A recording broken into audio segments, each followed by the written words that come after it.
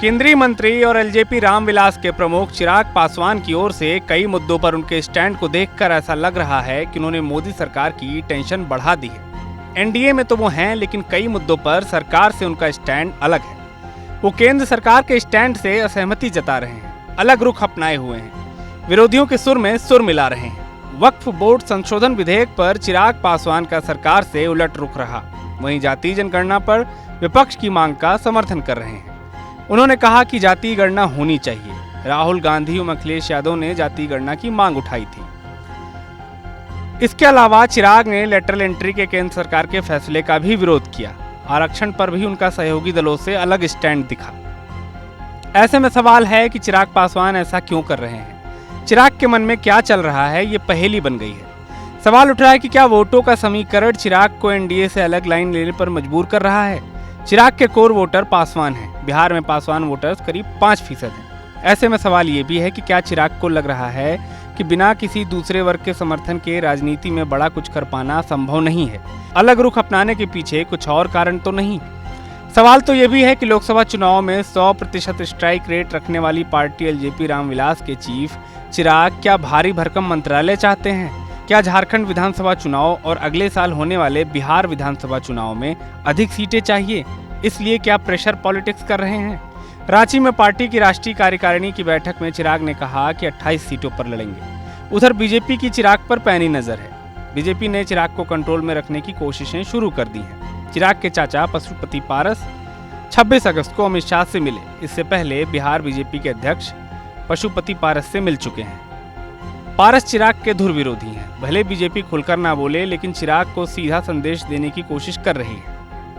LJP Ramvilas के प्रवक्ता professor Vineet Singh ने कहा है कि चिराग पासवान का कुछ मामलों पर रुख स्पष्ट है। एनडीए लोकतांत्रिक गठबंधन है, हम लोग उसके महत्वपूर्ण घटक दल हैं। हमें अधिकार है कि हम अपनी चिंताओं को एनडीए के मंच पर साझा करें। हमारी पार्टी और हमारे नेता केंद्रीय मंत्री चिराग पासवान जी का रुख कुछ मामलों में बिल्कुल स्पष्ट है। जन सरोकार का कोई भी मुद्दा हो, विशेष करके उस समाज का जो हाशिए पे है, जो छुआछूत से आज भी ग्रसित है, उनके मुद्दों को हम मुखरता से उठाते रहते हैं। उदाहरण स्वरूप SC ST में क्रीमी लेयर, वक्फ बोर्ड, लेटरल एंट्री या जातीय गणना की बात हो, हमने इसको प्रभावी तरीके से एनडीए के मंच पे उठाया है। और एनडीए एक लोकतांत्रिक गठबंधन है, हम उसके महत्वपूर्ण घटक दल हैं, अतः हमें यह अधिकार मिलता है कि हम अपनी चिंताओं को, अपने कंसर्न को वहां पे साझा करें, उस पर चर्चा भी होती है। और सबसे खुशी की बात है कि प्रधानमंत्री जी स्वयं उन मुद्दों पे संज्ञान लेते हैं और हमने देखा है कि उन मुद्दों पे उचित और त्वरित कार्रवाई भी होती है। उधर आरजेडी प्रवक्ता मृत्युंजय तिवारी ने कहा कि केंद्र में एनडीए की सरकार है और एनडीए में सब कुछ ऑल इज वेल नहीं है। चिराग केंद्र सरकार के मुद्दों से लगातार अपनी अलग राय रख रहे हैं। चिराग के चाचा पशुपति पारस ने अमित शाह से मुलाकात की है। अब बीजेपी चिराग को आंख दिखा रही है। एनडीए की नाव डूबने वाली है। केंद्र में एनडीए की सरकार है, एनडीए में नॉट ऑल इज वेल है। जो एनडीए के सहयोगी हैं, बैसाखी के दम पर सरकार है। श्री चिराग पासवान जी लगातार केंद्र सरकार के बीजेपी के मुद्दे से अलग अपनी राय रख रहे हैं और झारखंड में भी ताल ठोका है, चुनाव लड़ने का ऐलान किया है। जो भी सहयोगी हैं, क्षेत्रीय दल हैं, उनको कोई तवज्जो मिल नहीं रहा है। आदरणीय प्रधानमंत्री जी का हिटलर शाही, तानाशाही जग जाहिर है। अब तो जो पशुपति पारस जी हैं, वो अमित शाह जी से मिले हैं। बीजेपी भी चिराग पासवान जी को आंख दिखा रही है। तो एनडीए की नैया बहुत जल्द डूबेगी, वहाँ सिर्फ फुटअव्वल मचेगा। आगे आगे देखिए होता है क्या। वहीं बीजेपी प्रवक्ता कुंतल कृष्ण ने कहा कि चिराग हमारे साथी हैं, केंद्र सरकार में मंत्री हैं।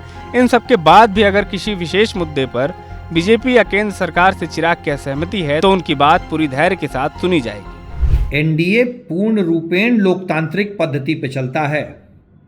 चिराग पासवान हमारे साथी हैं, केंद्र की सरकार में हमारे सहयोगी हैं, बिहार में इनकी पार्टी हमारे साथ है। परंतु इन सब के बाद भी अगर किसी विशेष मुद्दे पे उनकी भारतीय जनता पार्टी से या सरकार से असहमति है तो उनकी बात पूरे धैर्य से सुनी जाएगी। यही तो खासियत है एनडीए की। भारतीय जनता पार्टी और भारत की सरकार का नेतृत्व पूरी तरीके से लोकतांत्रिक है। यहाँ कांग्रेस और राष्ट्रीय जनता दल और बाकी परिवारवादी पार्टियों की तरह यहाँ पे तानाशाही नहीं है कि राजकुमार ने या तानाशाह ने जो कह दिया वही सही है। यहाँ सब की बात के लिए अपनी जगह है। चिराग पासवान जी किसी मुद्दे पे अगर हमसे इतर राय रखते हैं तो बैठ के इस बात पे चर्चा की जाएगी और जो भी देश हित में, समाज हित में होगा वही राय सबके लिए मान्य होगी। कुल मिलाकर चिराग के रुख से ये तो समझ आ रहा है कि वो कई मुद्दों पर एनडीए के रुख से असहज हैं। वहीं बीजेपी भी इस बात को समझकर पशुपति पारस से संपर्क में बनी हुई है। दोनों तरफ से प्रेशर पॉलिटिक्स जारी है।